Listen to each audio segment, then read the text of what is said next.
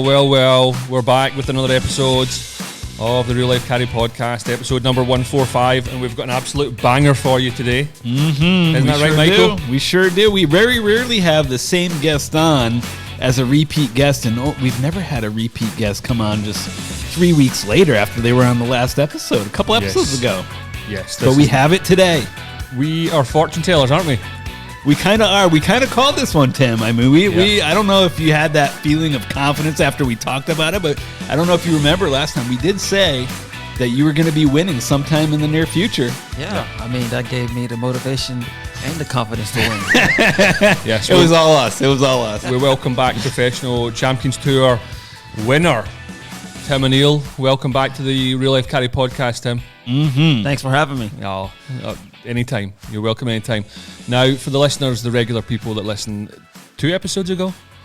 It was 2 episodes ago. We had Ryland on, and then we had Troy McKinley, and right before that we had Tim. It was our 3rd episode ago.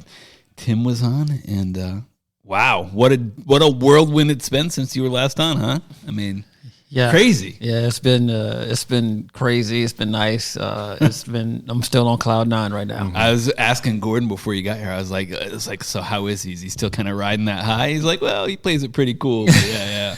I mean, it's great. Not only did Tim win, but he won. It was the first playoff event, right, of the Charles Schwab Cup. He won a playoff event as his first win on the Champions Tour. I mean, well, before we go there, we should talk about the last time you were here. It was the Tuesday, the Wednesday, the Pure Insurance, which is the tour event at Pebble Beach. Would you say it was a good week? Yeah, it was a good week. You know, I needed to have a good Sunday, and we almost had a top 10. We were right there. I had a bit of a roller coaster around on Sunday, but all in all, I consider it a good week.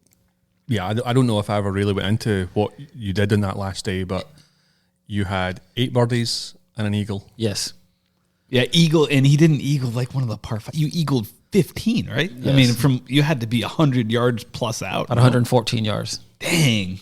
I was talking to you about this the other day. I said that was probably my highlight of my caddying. Yeah, it was brilliant. But it is, one week a year. What a feeling. We're used to caddying for hacks all year. Yeah, and then you get a really good player once a year. There's money in the line. And that was after he had already made, 7 birdies, and then he threw in that eagle. That was actually eight birdies up at that point. Yes. Dang. Yes. And do you think that affected you in 16 and 17? Because you bogeyed 16 and 17. It may have. You're on such a high. I'm playing well. I know I'm in a good spot. And just when you do something like that, you're kind of like, what just happened? Just hold a shot from 114 yards, hits me, it spins back in the hole. So I was like, it's pretty exciting. And then maybe it got moving a little bit too fast, and just you have to slow yourself down. That's what I've been struggling with a little bit, just trying to slow everything down. So maybe a little bit, yeah. Yeah. So you go from here, tied 14th, I believe, and then what happened after that? After the Pure event, a week off, and then we go Jacksonville, Raleigh, and then Virginia, yes. And Virginia is basically what happens in the Champions Tour, a bit like PGA Tour, top 75 or 100 guys. So so the first playoff event is top 72 guys, right? And I was at 55, and then I needed to. I was one spot out of qualifying for the second one. Wow. Yes.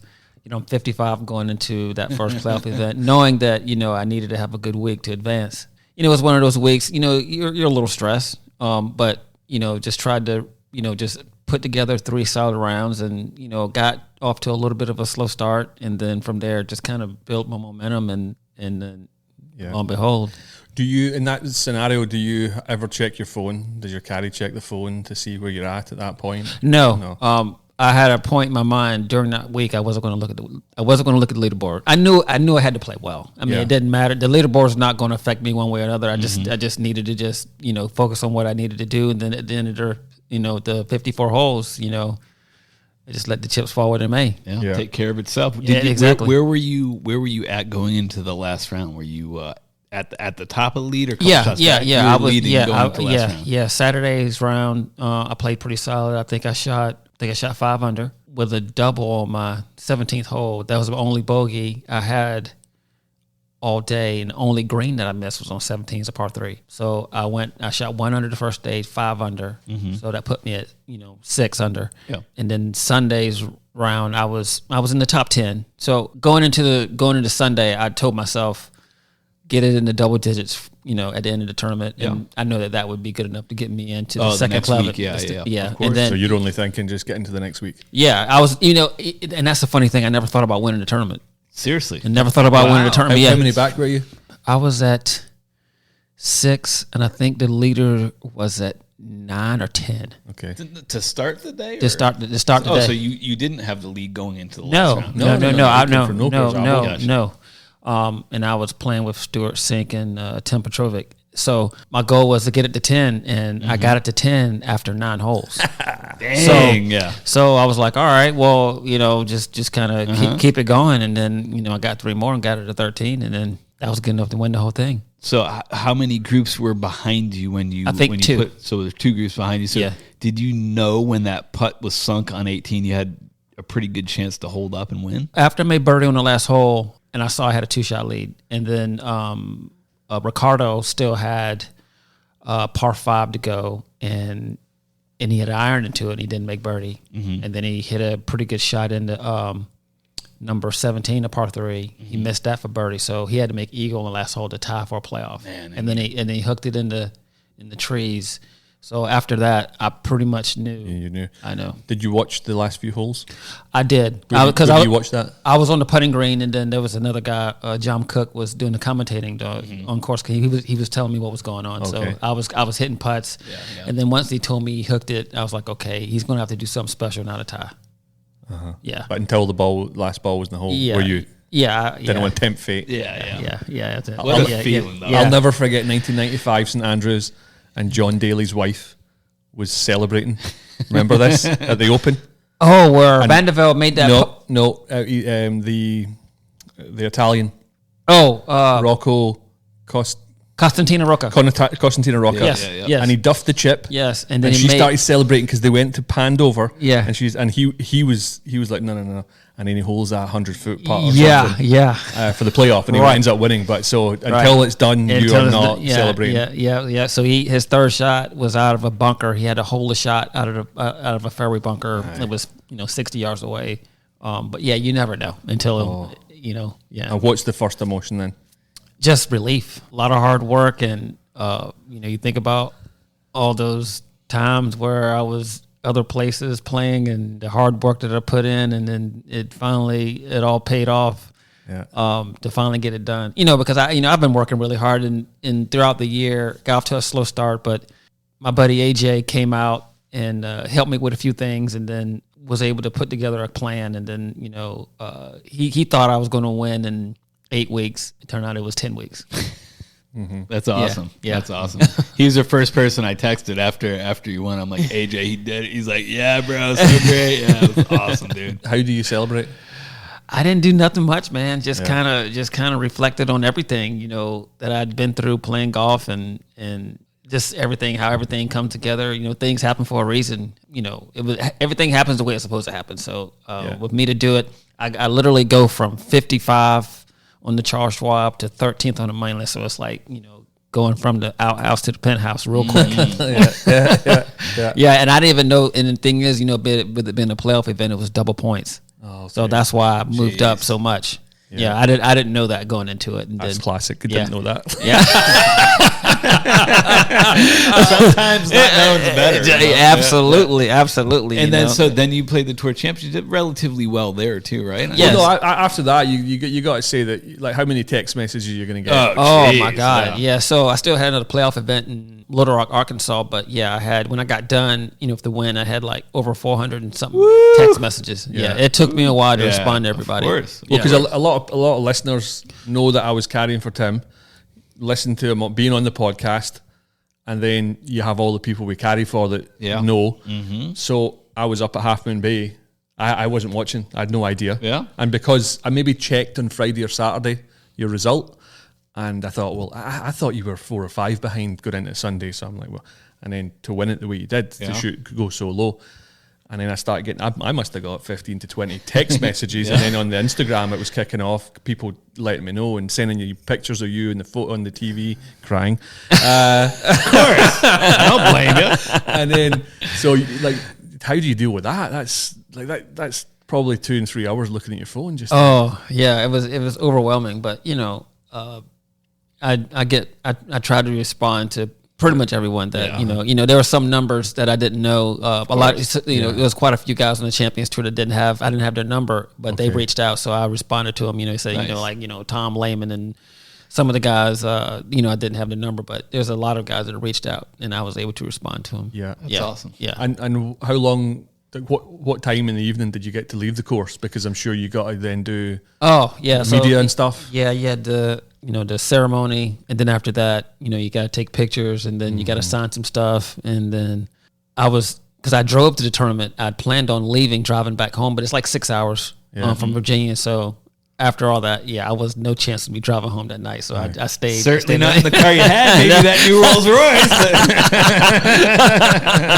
Royce. And I would imagine the next week you're going to be exhausted.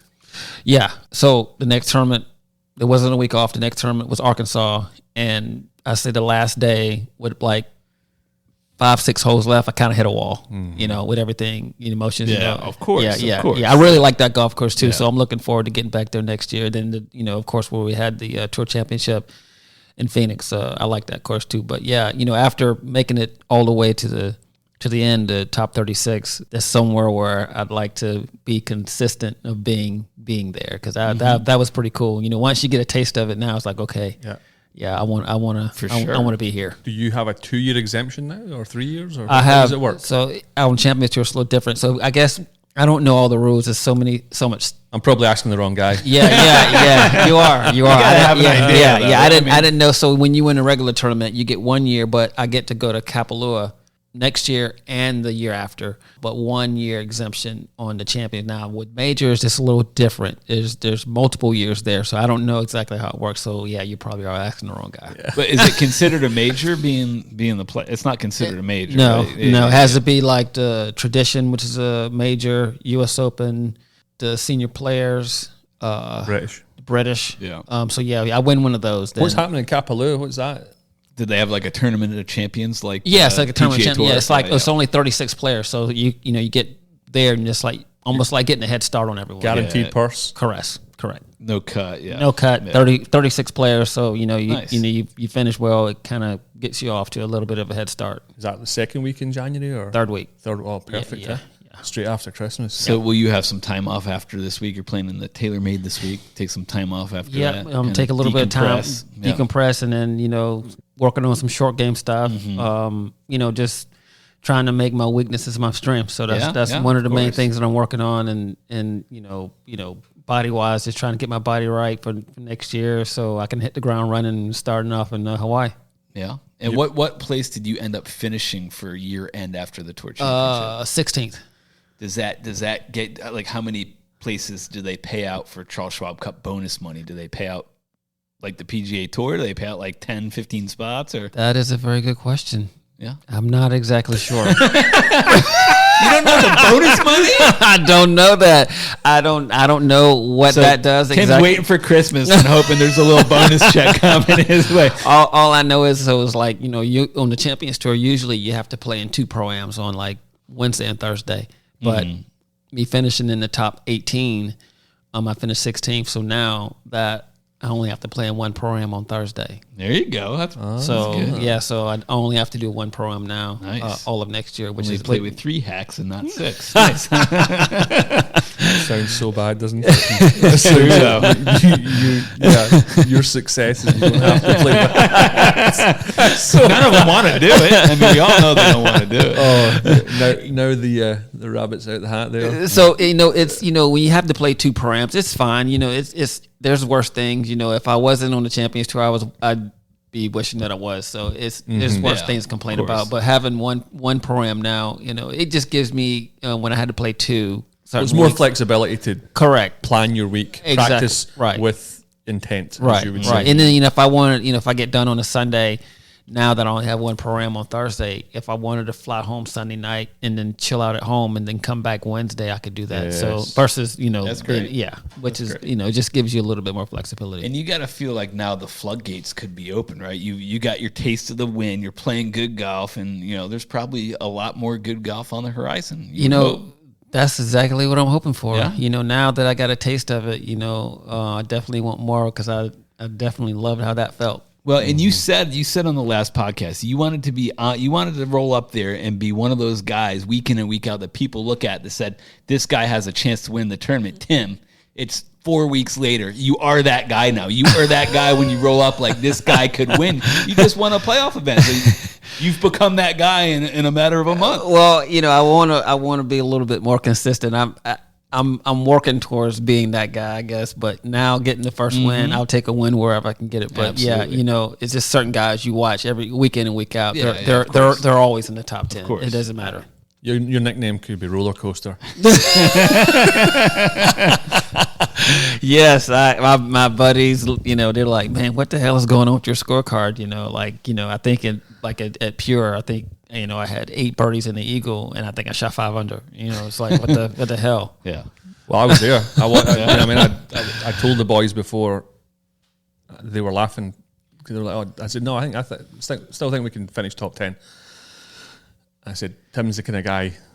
He's a confidence player, and he's all about momentum, and that kind of kicks off. You got unlucky in there, but so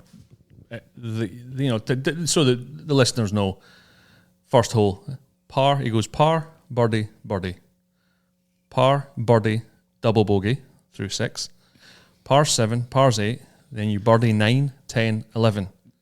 Zabbo turns up, bogey's 12, by the way. Birdie 13. I was there for that as well. Then you birdie And 13, 14. you birdie 14, you eagle 15. Yeah. Then you bogey 16, 17, par 18. Like, you don't really like pars, do you? Like that. But and then I told people before, look at Tim's scorecards. It's an crazy. absolute roller coaster. Yeah, It's crazy. Like you had an 8 the other week. Yeah. Was that in a par 4 or 5? that was a par 4. Stop way off the guy. Yeah. How'd you make quadruple? I know, and I was 5 under at the time.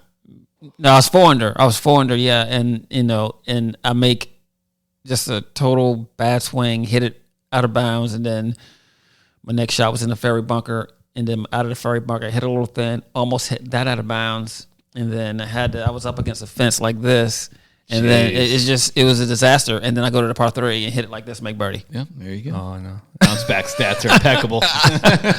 Maybe that's just the way you play. Yeah, well, it's stressful for me too, so I don't like playing like that now. I'd like to not do that if I could. So People were like, "Oh, so you're going to go out with Tim?" I was like, "Well, number one, he didn't ask me, right? And 2, no, I wouldn't want to do that. I wouldn't want to put myself through that every week, emotionally involved. Be like, oh, like it's exhausting." Yeah, it can be. I look at even when I was junior golf and high school golf. I've always made. I've never had problems making birdies. It's just I just need to eliminate the dumb stuff in there. Yeah.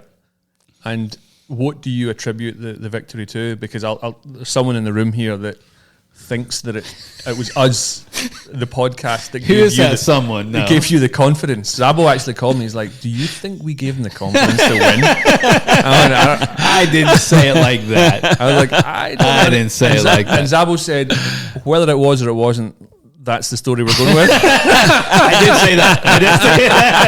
I said that's the story we're going with. But it's, we talked about it today. It's like that's the path you had to go. Yeah, and that roller coaster round in the Sunday, it builds that confidence every time. Yeah, we talked about that today. You just never know. Like, we talked about when we got to the par 5 today. It was like, man, what if I didn't have made double here? Would I went on the run on the back 9? You just never know how it's all gonna work out. And then the way that I do all the birdies, and then that carried over. I played well, pretty good the next 2 tournaments, and then then ended up winning. So you just never know. Rhyme or reason for how everything works out, but me doing the podcast, that could have been something that helped me. See, I told you. It's funny. I'll tell you what though, we've had a couple of practice rounds now, and 36 holes. I see a difference in your irons, like the 120 yards in. Now you hold out from 15, from 114. Yeah, he was doing all right. It wasn't too bad. I'm talking about sort of 60, 70 yards around about the greens. There's a confidence. You obviously you work with AJ. You told me that, but I can see that. You know what I mean? Like Good. if you go and work in that for the next 4 or 5 months or next 3 months over the winter, watch out, Bernhard. You know, Yeah. Coming for you. No, I'm coming for you. Die Luftwaffe can't save you now, Bernhard. It's on because from tee to green, it's a different game, and then I felt as if the short game was your weaker side. Yeah, just like I was telling the guys, last year, my first year on the Champions Tour, that's something that I realized very early that I had to get better, because those guys are really good around the greens, and when they get a wedge in their hand, you can't even explain how good they are. So I realized how bad my wedge game once I got out there. I was really exposed to a lot of short wedges, and then I'm watching these other guys when they get a wedge in their hand. Speaking of like Bernhardt, it's always close. Throwing darts. Yeah, it's always 10 close. feet, 8 feet, Oh, 5 yeah, feet, right. all the time. And it's just always the same. And, you watch how these guys work and they practice. So I was like, okay, I got to get better. I got to get a lot better. Mm-hmm. Well, you could freak out and take it as a negative, fight or flight. Yeah. And then you go, no, you know what, I'm just going to work at it. Yeah. That's all you can do if you want to be out there. Yeah. What you got to do. Well, just like AJ said, he's like, I never played the PGA Tour. These guys have, 20, 30 year head start on me on, playing PGA Tour golf. So they've been doing it. So it's like you have to play catch up, So I had to work on a few things, and I'm still not there yet, but I'm gaining on it. But you have more energy than they have. Oh, so yeah. I mean, I don't know. I mean, I don't know. I'm just trying to get better every day. Yeah. Well, I can see the way they move around. And again, this is your Everest. This is their retirement. Yeah, I mean, because it's golf. You have your bad rounds, you have your bad tournaments, and then you lose. For me, I want to be so good, and it's like I was telling you guys, I want to be one of those guys when I show up to a tournament. I want to be that guy to win. So I'd lose sleep. Like what can I do? I'm always thinking, what can I do to get better? Always thinking that. I'm watching. I was like, I got to get better. I got to get better. So I bet you're sleeping a little better now. A little bit. You've got a double bed now instead of a single. That's fantastic. And then this week, how are you feeling about this week? Apart from no rain gear. Apart from no rain gear, Yeah, it's a little cold. Rain gear. That's my fault. He called me 2 weeks ago. He's like, "What's it gonna be?" I was like, "Oh no, beautiful. It's gonna be right now. It's 75." I was like, "Well, you got an umbrella, Tim, right?" Tim's like, "No, I don't have an umbrella." He's like, "Gordon, you got an umbrella?" Gordon's like, "I don't work in the rain." I'm gonna hook you up. I got an extra umbrella, Tim. Okay, Gordon, you're on your own with rain gear, but Tim, I got you covered. Okay. Yeah, but it's looking forward to this week. I think this will really suit you. I'm a fair weather golfer, but it's not too bad. As long as it's not too cold, I think I like my chances. Plus, you'll have a golf cart. Oh yeah, and then me being one of the old guys, I get to play from the up tees, which is not really much of an up tee, but we'll see. I called Tim last night after I spoke to you, Zabbo. Yeah, and was all excited and went out there today, and there was literally same tees. Literally, I think you'll see more of a different on the maybe in the tournament we might see a difference, and on the other courses. Yeah, I really hope so. Yeah, because I thought number 5, which is 192 from the back tees, was going to be like 145 today. Right? Oh no, they're going to play that all the way back. That's brutal. Yeah. Well, that's a good hole. Yeah, it is a good hole. I think it's the toughest hole in the course. Yeah, from that 5. tee. Yeah, it's not easy. Toughest tee. Excellent. Depending on the wind. Okay, well, Tim's got to go because he's got to go and practice. Zabbo and myself are going to move on. Tim, many thanks for coming back on. Absolutely, I like to come back after I win again. Yes, sir. Hey, after I do this podcast next week. I tell you what, I'm telling you, I already called this Tim to Gordon. I said there's no question he's going to win this week. I mean, he's got to win this week playing against all these guys. Like, he just won. He's going to win. What was the other thing that you said that happened when people come on? Good things happen.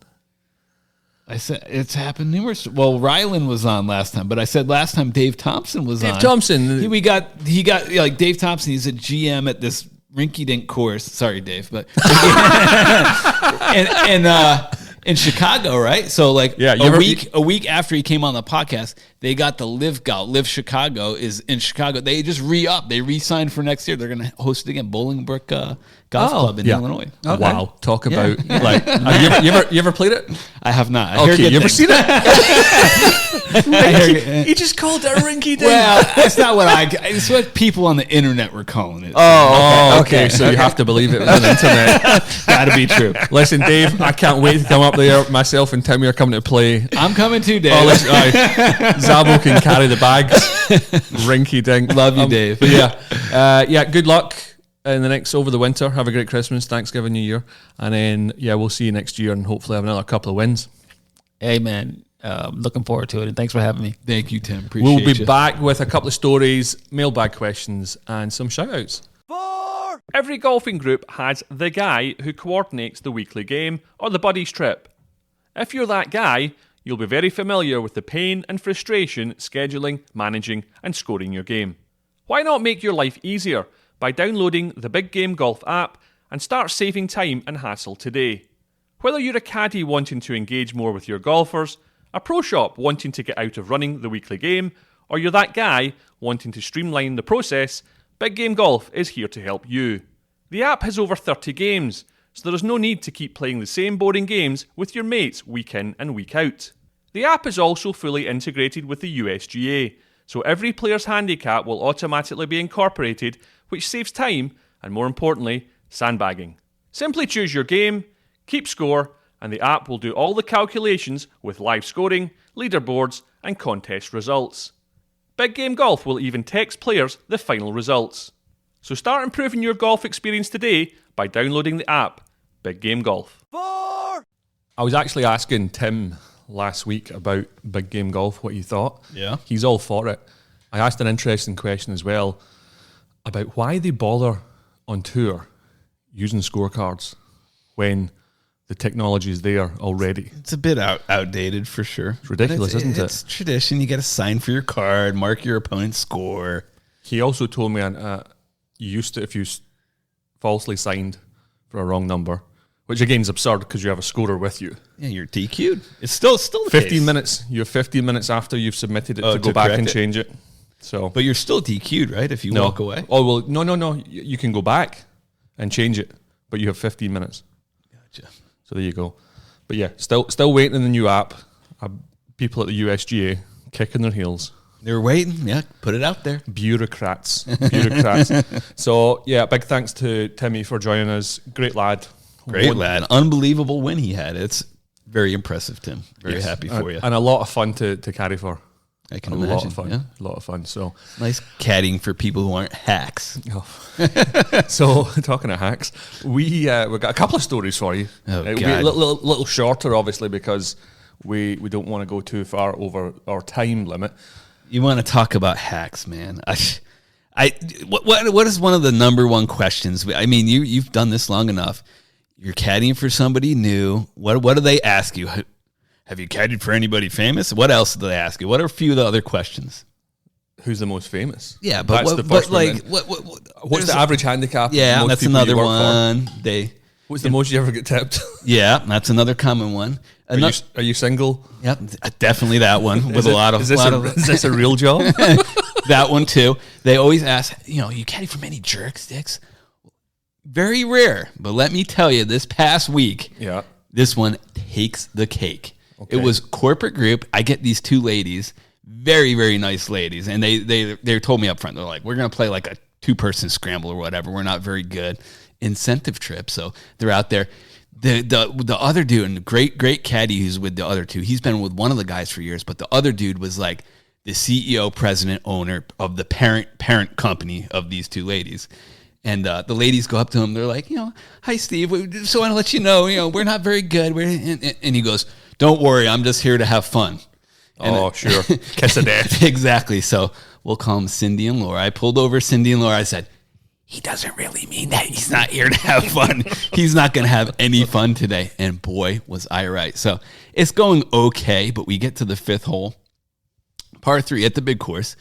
And he kind of he kind of squibbles one down into like the rough ocean area off to the right, and he kind of has a sour look in his face, and I'm like, Bob, why don't you just tee another one? And he goes, okay, good idea. He goes back to the cart. So I'm talking to Cindy and Laura, and I'm just telling them a quiet story, chatting.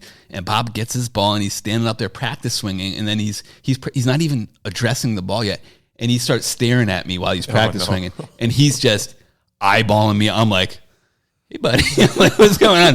He's like, yeah, I need quiet when I'm gonna hit. And I'm like, just here for fun. Here we go. And so he scribbled that one, and then he's talking to the other caddy. He's like, yeah, the first time you were actually telling Jimmy a story, and I couldn't swing, and you have to be quiet when I'm swinging, and you might want to let the other caddy know that, I'm not trying to be a jerk, but it's just, when I'm in my routine, you just need to be quiet because I can't deal with outside noise. And he said this obviously loud, like I was just like talking. You could hear it. Like he's talking to him, but I could tell it was directed at me. So I'm like, all right, buddy, I get it. Game on, I get it. And I tell the other cat, I'm like, obviously, you know what's going on here. You need to be very careful going forward on what we do. And it's going along okay for the rest of the round. And then we get to 14, big par 5, and he hits like his third or fourth up by the tree about 100 yards out on the right, and he's kind of under it, so he needs something kind of low. And the other caddy's got he's got a 7-iron, he's got a 9-iron, he's got a pitching wedge, and of course Steve's like, hey bro, I need my 8-iron, and I'm right by the cart and he's that that's on the right side, and the cart part is way over on the left. I was on top of it. As soon as I heard him that I could see the bag in the 8-iron, so I grab it, start running over. And he's like, sorry, man, I don't have the 8-iron. I can go back and get it. I'm like, I already have it right here. It's coming out to you. He's like, no, I'll just hit the 7. And he tops the 7, and he's walking away, and he looks at the cat. He goes, never do that to me again. I need all my clubs if I'm under that tree. I needed the 8-iron there. He's like, well, Mike was bringing it out for you. And it was just, so the truth is, yes, we get jerks from time to time. As soon as someone says, I'm just here for fun. I'm just here for fun. No, you're not. No, you're not. And usually they're few and far between. And then just yesterday, and this wasn't even my group, and we're at the turn at the Wii course, and this is a brief one, but we're at the turn at the Wii course. Mm-hmm. My players were very generous. I got a nice chicken sandwich. So, extra mayonnaise, extra sauce. So I'm sitting there, and it's dripping off my chin there as I'm watching the group behind us who's chipping up onto the green. And this guy, again, I'm eating my chicken sandwich, looking at him saying, okay, buddy, he's going to hit the chip shot. And he's staring at me. I'm like, I don't know what's going on. I'm like, I'm not doing anything. I stopped chewing on my sandwich, and I'm just looking at him kind of fearful. I'm like, I don't know what's going on, buddy. And then my guy's sitting in the cart on his phone. I'm like, you need to be quiet or something. These guys have been. And I'm like, I said, hey, excuse me, you want us to move out? Are we bothering you here? He goes, no. He goes, the air hose over there. He's cleaning those guys' shoes. Every time I'm getting into my practice swing, he's cleaning his shoes. I'm like, all right, we're going to clear out here. Let's go to the next team. I'm like, I'm glad I'm not caddying for that guy behind us. But that'd be brutal. There are jerks out there. Sometimes when I'm eating crisps out in the course, I'll be like, someone's about to putt, and I'm like, you can hear it so loud. Know, yeah. And you go, do you think anyone else can hear this? You're self-conscious about it. I get it. Yeah. You and I had a couple of loops in the last month or 6 weeks or so. We have. Do you remember the couples from Florida that we had? Oh, do I ever. Yes. So this was a very interesting one. There were only 4 or 5 couples, maybe 6. It wasn't a huge couples group, but there was a handful. I'd been put in contact with mine, and very nice initially, good contact. Hi, how you doing? Nice. And that was it. These people were all about golf, and your people were probably about in their 85 years old. At least. Stickler for the rules. The rules. Nothing was good. Nothing. Tap-ins. Mm-hmm. And we're going down the first hole, and I said to you, I don't think I can do this for 3 days. You did, yeah. They weren't giving you a lot. So I actually very early in the round started talking about my back injury. I had a really bad back injury, and you got to plant the seed. And to set the mood of what they had no sense of humor, none. Okay, so we get to the 4th hole. One of Zabbo's players asks him, who's the most famous person you've ever caddied for? Your answer? Richard Simmons. No, your answer was Tom Brady. And then Richard Simmons is usually my go-to. You went Richard Simmons. Yes. And I then said... I always say Richard Simmons, yeah. And they were like looking at you, and they're like, "The Richard Simmons," and you were like, "Yeah, the Richard Yeah, Simmons." and I'm like, yeah, most people don't know. He's like a +2 or +3. He was very, he's very quiet about it. Not a big ego, but guy could play golf. You're like, you're really handsy player. Great short game. And then I said, "Was that when you were in a relationship with him as well?" Absolute silence. Yeah, Zero. we got nothing out of him, man. But I get paid properly by the end, so I ended up doing the 3 days. Well, it's funny how we were just talking about the previous story. Jerks are jerks most of the time until at the end, or sour people until they pay you, and then they're your best friend all of a sudden. The other one I wrote down that we had to talk about kind of quickly was another job Zabbo and I did together. We were caddying for husband-wife, singles. Oh, yeah. Oh, yes. I remember this. There was the other double. The other caddy in the group. Oh, Johnny Creep, right? Mm-hmm. That's not his name. We have a lot of pervy caddies out there. There's no lack of those. So I've got the lady, you've got the guy. Was it Stacy?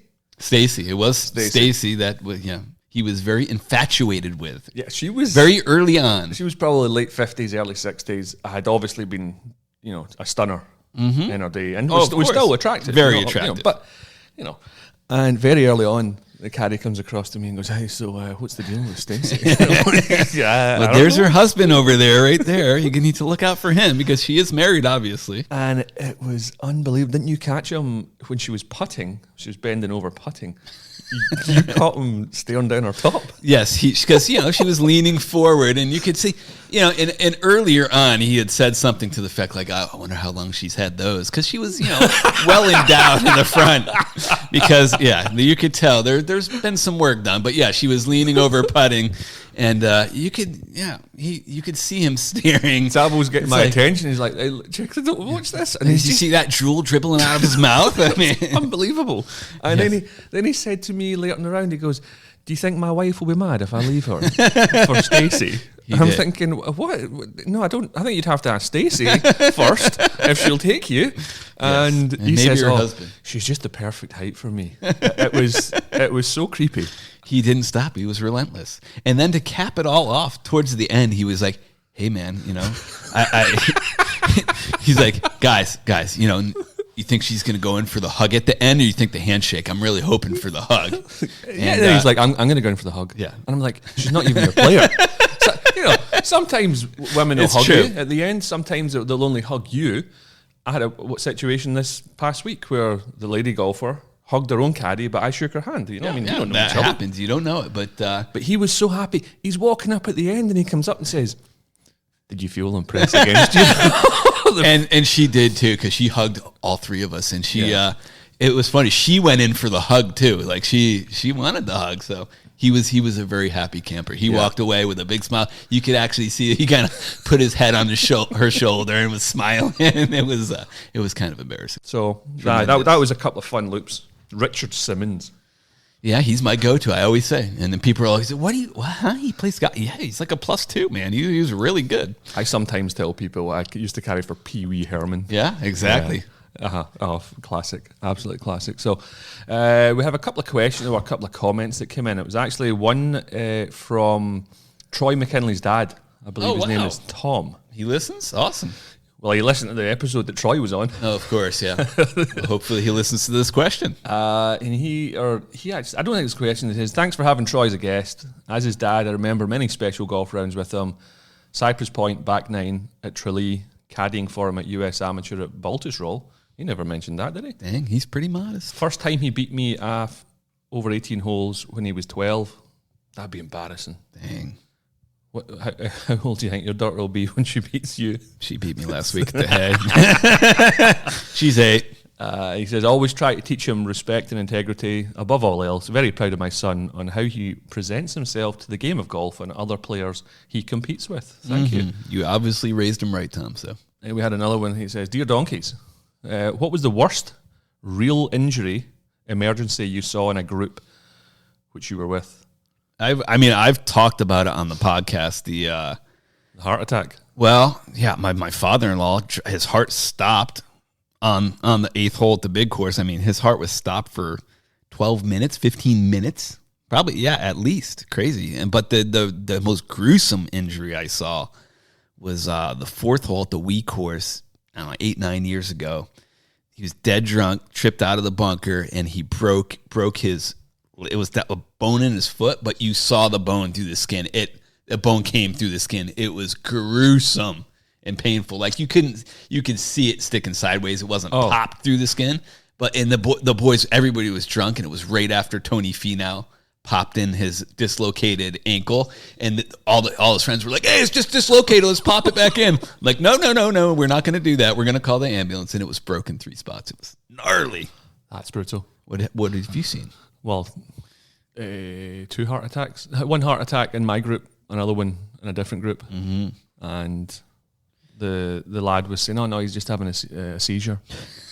Doesn't look like a seizure, bro. Well, I didn't know at the time. Yeah, and lucky that a medic turned up who used to be he's security, but used to be in Afghanistan, and I was putting the guy in the recovery position, and he was turning grey, and I says, I don't think this is working. I said, does this happen all the time? And the lad went, no. I says, have you ever seen it happen? And he went, no. I says, well, how do you know it's a seizure? Yeah. He goes, I don't. I went, oh, okay. And yeah, the guy saved his life. And he's doing all right, right? Doing very kept well. in contact with him. So this is a couple of years ago, 2-3 years ago, and I ended up took him for an ice cream because he was in the area for a month, and he was only about 48 years old. Crazy, but a bit of a juggernaut. You know what I mean? Yeah. It didn't look as if he lived a healthy lifestyle. Couple of bratwursts, yeah. I'll have 2 at the turn, and he couldn't remember anything. When he got home, his wife texted me and said he'd forgotten he'd bought a new truck. Dang. So he turned up. Was he super happy? He's like, hey, new truck. Whose is the truck? Well, you bought it, but he couldn't remember the trip or anything. But I haven't heard from those guys for a long time. Crazy. I once saw a lad, they were in a golf cart, and he was holding on to the rail. Mm-hmm. He was the passenger. His mate puts his foot down, slams it, and the guy, he went back in the seat, and it detached his bicep. Oh, no. And the worst thing was, he was from Texas. We're in California. He couldn't get his insurance to pay for the operation. So what happens is they have to reattach the tendons, the ligaments. And he ended up having all sorts of issues. Jeez. It took a lot longer than it should have, because if he'd gone straight to the hospital, had the operation that day, he would have been fine. But what happens is your bicep ends up going up in towards your shoulder. So not good. It was from a Jack Buter, and he's from Grand Rapids in Michigan. Good question, Jack. He was just talking about how he hates being in the first tee, and people will give all their phony injuries and excuses of why they're hitting bad shots. Well, at least they're preparing you for the next four hours. Yeah, true. Of why you gotta tell them early. And it's just excuses. Oh, my back. Yeah. Oh, my back. Just like me. I was hitting it so good at the range. I was hitting it so bad at the range. You go, I don't know if I'll be caddying tomorrow. My back. Oh, I hurt my back. That was classic. Plant the seed. I planted it early just in case. Give yourself I had to bail. an out. My daughter's always got a dentist appointment sometime in the immediate future. Yeah, I think my wife can take her, but I'm not really sure. So I'll double check with my wife after the round. Yeah. There was I remember a loop for a very weird couple years and years ago, and he asked if I could follow him the next day, and I says, well, I know I've got a dentist appointment in the morning, and I says, but I'll let you know. I had his number. Yeah. I said, I'll if I can't do it, I'll make sure someone's there.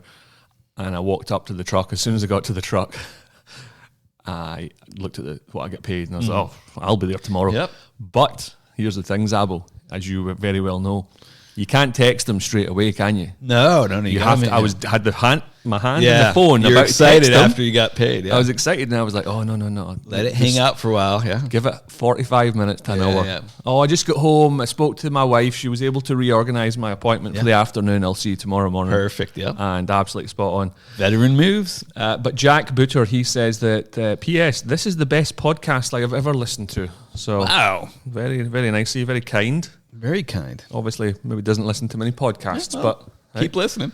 Get any shout outs, Zabbo, because we're getting very close to the end of our time. I got to shout out Tim O'Neill for coming back on. Congratulations on winning. Got to shout out actually Joey Sindel, our old tour player. He actually, I think, listens to the podcast. He called me the other day. I saw his name pop up randomly. I'm like, wow, did he butt dial me or something? Really good player. He's actually fully retired now. He had a great career on the on the PGA Tour and Champions Tour, and his son was coming out. Unfortunately, I couldn't caddy for him, but shout out to Joey. Got to shout out my sister-in-law. She loves the podcast. She always comments on the podcast. Julie, got to shout you out. Right. Also, I got to retract my statement that the last podcast you were talking about things that there was a question, things we don't like, and it was one of the things I said was left-handed golfers. Well, I love left-handed golfers. My daughter is a left-handed golfer. I will caddy for you anytime, young Jean Louise. Rye the pet guy, he bought us some beers. Thank you, Rye. Love you. Rye. Wade Williams bought some beers as well. So thank you, Wade. And also our old friend Adolf Corona. Adolf! Good to hear from you, Adolf. Thank you. He bought his 3 beers. He says, Nice, buying 2 for G and 1 for Zabbo. Ooh, Adolf. Come on now. Kind of harsh, isn't it? We Rory from the club. You know who you are. I'd like to say hello to a Kirk Reed, a Rick W. in Fullerton, California, and then Bruce Brockwell in Virginia. Might have shouted him out in the last episode, but I cannot remember.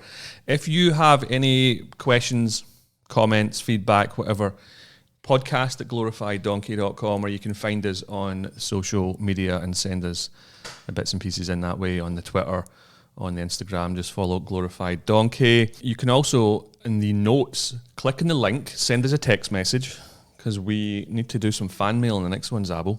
We do, yes. Let's hear it. The fan mail and the hate mail. Send them in. And if you're new to the podcast, we have another 144 previous episodes. So feel free to get out there and listen to previous episodes. Yes. Michael, thank you for your time. Have a great week. Thank you. You as well. We'll be back in 2 weeks' time. To all you listeners, thanks for listening. Thank you for your support. In the meantime, though, enjoy your golf, but more importantly, keep it humble.